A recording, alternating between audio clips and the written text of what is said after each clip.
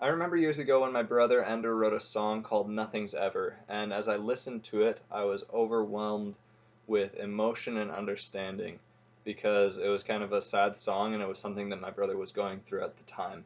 Music has an amazing property to be able to help people feel the feelings that the writer had and understand deeply the concepts. And I believe that this is because people listen to music. A lot of the times when people talk or write, people will read it with the intent to respond. And in truth, in order to feel understood and feel appreciated, we all need to be listened to genuinely.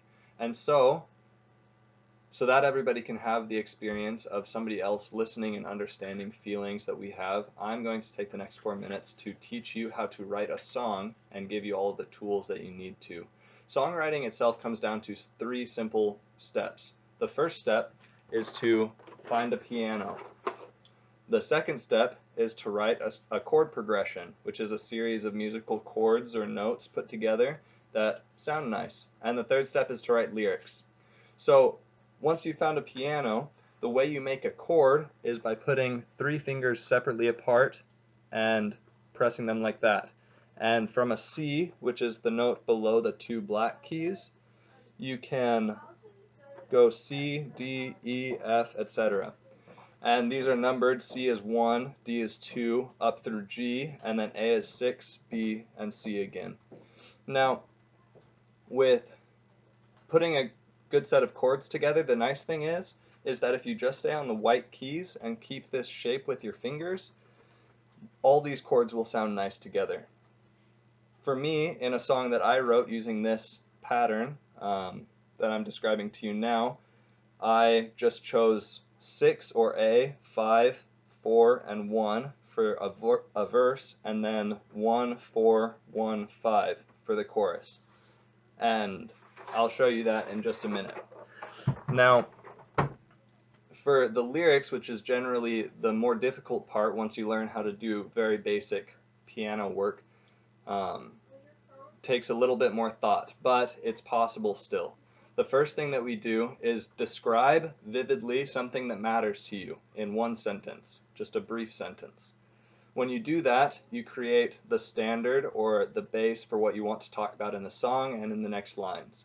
Now the cool thing is that in a lot of music, a lot of musicians, they'll write a really meaningful sentence and then they'll pick a rhyming word with the last word from that sentence and just make up not a nonsense sentence, but just something that ends with that sentence, whatever comes to their mind. You can hear this in songs like songs by Eminem, where lines like "Mom's spaghetti" don't make any sense in the song. But for us, we can make a little bit more sense and just use the rhyming words. I wrote down some lyrics. I wanted to write about caramel popcorn because I had a memory of that pop into my head the other day, and so I wrote the sentence, "I love the taste of salt on caramel popcorn." I wrote it on a paper plate. And then what I did after that is I just picked a word that rhymed with popcorn, which was door, and I said, "and the way it lights up faces walking through the door." And I went down in that way through the verse. Now in the chorus, that's the part that repeats. All you want to do is find things that are very general that people can sing over and over again, catchy, short, and you'll do well. Now I'm going to just perform to you very briefly this song that I wrote, and I hope you like it.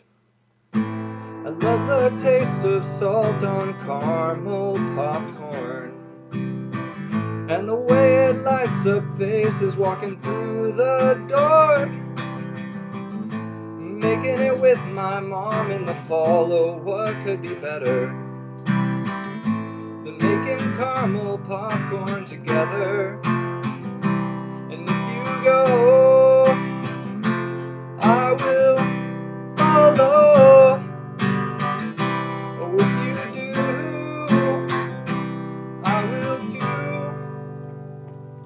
So there you go, that was the verse and the chorus. Remember, just find a piano, choose one of the 7 chords, and make a series of 4 chords, and then write lyrics that are meaningful to you. Thank you.